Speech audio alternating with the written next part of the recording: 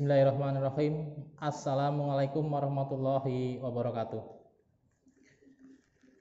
Alhamdulillah, pada kesempatan hari ini saya selaku WKS 1 Kurikulum SMK Ma'arif NU Puputsari perlu menyampaikan beberapa hal yang berkaitan dengan kegiatan MPLS. Di antaranya adalah pengenalan kurikulum. Tak lupa saya menyampaikan terima kasih kepada kepala sekolah, rekan-rekan Bapak dan Ibu guru, serta calon siswa dan siswi SMK Ma'arif NU Puputsari tahun pelajaran 2020-2021. Alhamdulillah, pagi hari ini saya diberi kesempatan untuk menyampaikan beberapa hal yang berhubungan dengan kurikulum yang ada di SMK Ma'arif NU Puputsari. Sebelum saya menyampaikan yang berhubungan dengan kurikulum, maka saya akan memperkenalkan terlebih dahulu. Yang pertama, nama saya adalah Anwar Basuki. Kemudian pekerjaan sehari-hari adalah sebagai guru teknik kendaraan ringan. Pekerjaan tambahan adalah sebagai wakil kepala sekolah bidang kurikulum. Kemudian untuk kurikulum di SMK Ma'arif NU Puputsari ini yang pertama adalah kita mengadopsi kurikulum dari beberapa industri, beberapa ATPM, dan beberapa kurikulum yang memang kita aplikasikan di SMK Ma'arif NU Puputsari. Kurikulum yang ada di SMK Ma'arif Puputsari menggunakan kurikulum yang dari pemerintah, kurikulum K13, kurikulum standar nasional untuk edisi tahun 2018 yang telah direvisi. Kemudian kurikulum yang dari perusahaan atau dari industri, untuk jurusan TBSM kita menggunakan kurikulum dari Astra Honda. Kemudian kurikulum yang untuk jurusan TKR itu menggunakan kurikulumnya dari Astra Daihatsu. Kemudian kurikulum dari jurusan Teknik Audio Video itu menggunakan kurikulum Evercross. Kemudian ditambah lagi dengan kurikulum dari Panasonic. Kemudian untuk jurusan TKJ atau Teknik Komputer dan Jaringan serta Multimedia menggunakan kurikulum dari Intel. Nah, dari beberapa kurikulum yang ada di industri itu, kita padukan dengan kurikulum nasional, yaitu kurikulum K13 yang telah direvisi. Selain itu nanti dari masing-masing jurusan yang mempunyai kurikulum dari industri akan diuji kembali oleh industri sebagai syarat kompetensi mereka setelah melaksanakan kegiatan proses KBM selama 3 tahun. Untuk itulah nanti harapan dari sekolah ketika setelah belajar dari SMK Ma'arif NU Puputsari, maka diharapkan ketika memasuki dunia kerja sudah tidak lagi harus mendapatkan pengetahuan, tambahan ilmu, dan juga kompetensi yang harus ada di siswa.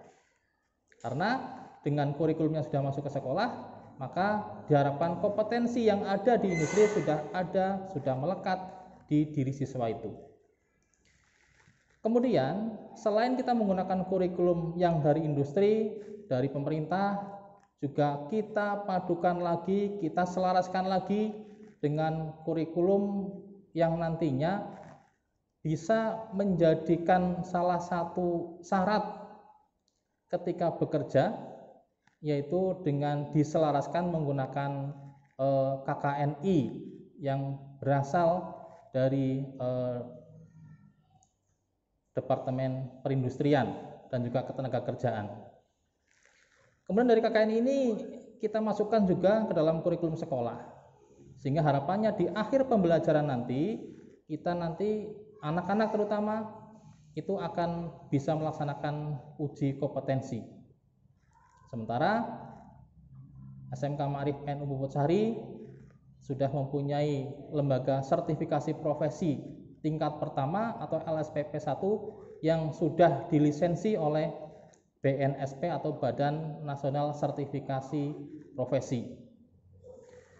Karena kalau anak sudah belajar di SMK, maka diharapkan mereka sudah tidak lagi menambah kompetensi yang harus dimiliki oleh mereka. Cukup belajar di SMK Ma'arif, syarat untuk bekerja, syarat untuk berkarya di dunia luar sudah ada semuanya di situ. Sehingga pada akhir tahun diharapkan anak-anak bisa melaksanakan uji kompetensi dari BNSP lewat LSPP 1 yang dipunyai oleh SMK Ma'arif NU Puputsari. Kemudian kurikulum semuanya itu semuanya sebenarnya ada 3 aspek penting yang ada di dalamnya, yaitu aspek pengetahuan, aspek keterampilan, dan juga aspek sikap dan perilaku. Di mana pada saat sekarang ini yang dibutuhkan oleh industri adalah yang paling sangat penting adalah aspek sikap dan perilaku. Apabila sikap dan perilakunya baik, maka industri akan mengapresiasi dengan baik pula. Selanjutnya untuk rombongan belajar atau rombel yang ada di SMK Ma'arif NU Puputsari untuk tahun pelajaran 2020-2021 ini jumlah keseluruhannya adalah 52 rombel terbagi menjadi kelas 10, 11, dan 12, di mana rinciannya kalau untuk jurusan teknik audio video itu adalah 2 rombongan belajar atau 2 rombel, TKR itu 6, multimedia 3, TSM 3, TKJ 3, dan PPS 1. Kemudian untuk kelas 11 untuk TAV jumlahnya adalah 2, TKR-nya 7, multimedianya 3, TSM 3, TKJ 2, dan perbankan syariah 1. Kemudian untuk kelas 12 untuk jumlah rombelnya TAV ada 2, kemudian TKR 6, multimedia 3, TSM 3, kemudian TKJ 1, dan perbankan syariah 1. Jadi jumlah seluruhnya adalah 52 rombel. Nah, kemudian beberapa kelas yang sudah saya sebutkan tadi dalam proses kegiatan belajar mengajarnya itu menggunakan sistemnya. Kalau untuk pembelajaran sehari-hari, prakteknya menggunakan sistem blok, di mana dalam proses pembelajaran ini diharapkan nanti dengan sistem blok, maka ketika mendapatkan pelajaran maka bisa selesai dalam satu kompetensi ketika diajarkannya itu. Kemudian secara umum untuk mata pelajaran yang nantinya akan didapatkan oleh kalian semuanya kalau sudah mulai masuk KBM ini terbagi menjadi tiga kelompok. Yang pertama adalah muatan nasional yang berisi yang pertama adalah pendidikan agama dan budi pekerti. Kemudian yang kedua pendidikan Pancasila dan kewarganegaraan. Ketiga bahasa Indonesia. Keempat adalah matematika. Yang kelima adalah sejarah Indonesia, serta yang keenamnya adalah bahasa Inggris. Kemudian yang kedua adalah muatan kewilayahan. Ini meliputi 2 mata pelajaran. Yang pertama adalah seni budaya, yang kedua adalah pendidikan jasmani, olahraga, dan kesehatan. Kemudian yang lainnya adalah mulok. Kemudian yang selanjutnya adalah dasar bidang keahlian atau muatan peminatan kejuruan. Nanti akan selengkapnya disampaikan ketika kalian mendapatkan materi dari Kaprodi. Kaprodinya kalian masing-masing sesuai dengan jurusannya kalian. Nah, itu sekilas mengenai proses kegiatan belajar yang kita akan sampaikan selama kurang lebih adalah 3 tahun. Kemudian untuk mendukung kegiatan proses belajar mengajar, maka kita mempunyai beberapa sarana pendukung dalam proses pembelajaran. Yang pertama adalah kita mempunyai TUK atau tempat uji kompetensi, di mana TUK yang kita miliki adalah TUK dari LSP, yaitu LSP TO Indonesia, di mana LSP-nya adalah LSP P3.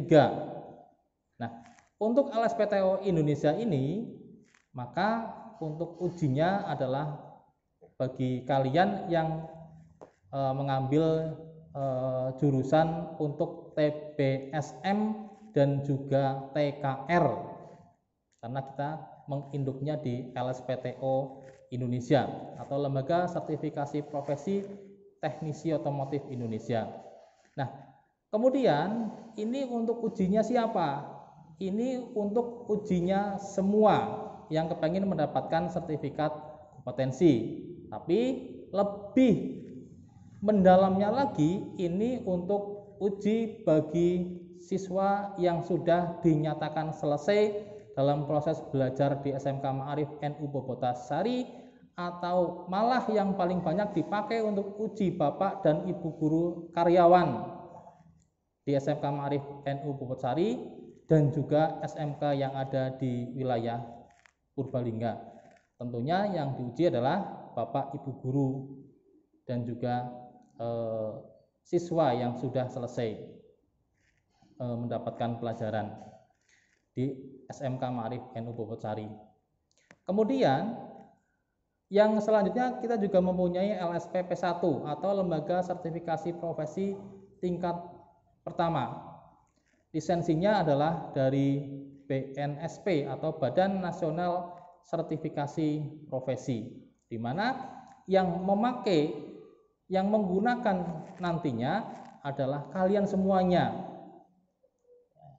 yang dinyatakan belum lulus atau uji atau masih berstatus sebagai siswa, sehingga nantinya di SMK Ma'arif NU Bobotasari tidak ada uji akhir, tidak ada uji yang dilaksanakan di akhir tahun seperti sekolah-sekolah yang lain, tapi yang ada adalah nanti uji kompetensi yang dilaksanakan oleh LSP P1 yang dipunyai oleh SMK Ma'arif NU Bobotasari.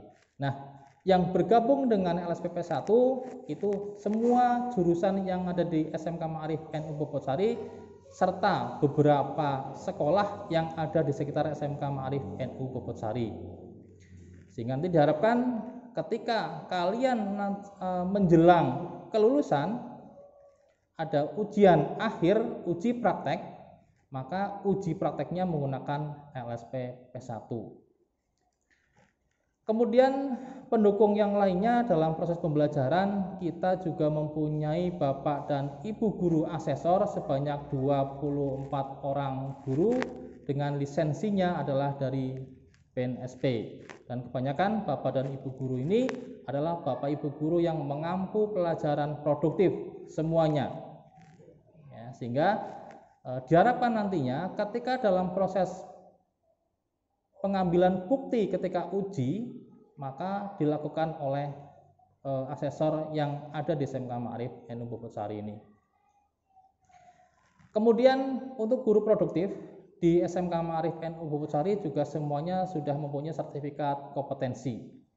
Karena jangan sampai ketika Bapak Ibu guru melaksanakan pembelajaran praktek, beliaunya sendiri malah belum pernah merasakan uji kompetensi itu seperti apa.